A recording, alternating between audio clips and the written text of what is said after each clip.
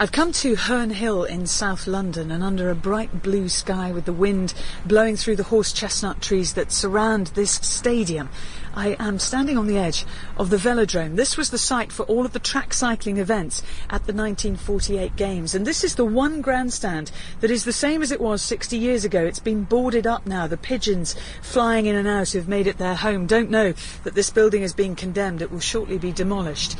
And the concrete seating in front of me, which wasn't built for comfort with iron railings to keep the spectators in, is exactly as it would have been 60 years ago. And this grandstand, like so many around London, would have been packed full of cheering spectators for the 1948 Olympic Games.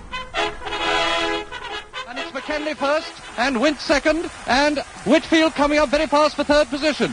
50 yards to go. It's Alan Ford of the United States forging ahead. Ford of the United States. And next to him is Riss of the United States, and Janney of France. It's going to be desperately close. A very good clean stroke and handsomely leading with about 100 metres to go. There he goes, in, out, rowing superbly. The boat running absolutely. Today we are incessantly in and out with debate about London 2012, the money, the facilities, who's going to pay for it and so on. But in 1948, the last time the Games were held in the capital, an overspend was simply not an option. This, remember, was only 3 years after the end of the Second World War. London was pockmarked with bomb damage. Food, petrol and clothes were rationed. Unemployment was high, housing was hard to come by, and on the sporting front, the Olympic movement was struggling to relaunch itself.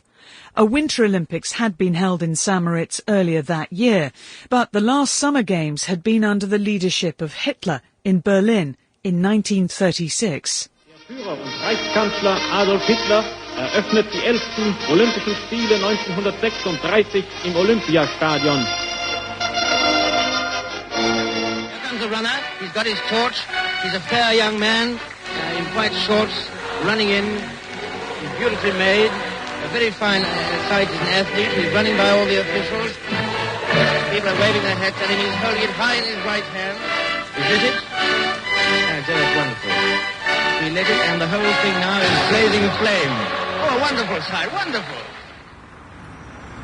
Now, I've come to Wandsworth in southwest London, and just set back from the very busy Wandsworth one-way system are the headquarters of the British Olympic Association there, protected by a black iron gate with the Olympic rings on it. And on the wall ahead of me, the Olympic rings again, this time in colour, in blue and yellow and black and green and red. I've come here to meet Philip Barker, who is an Olympic historian. He co-edits the Journal of Olympic History.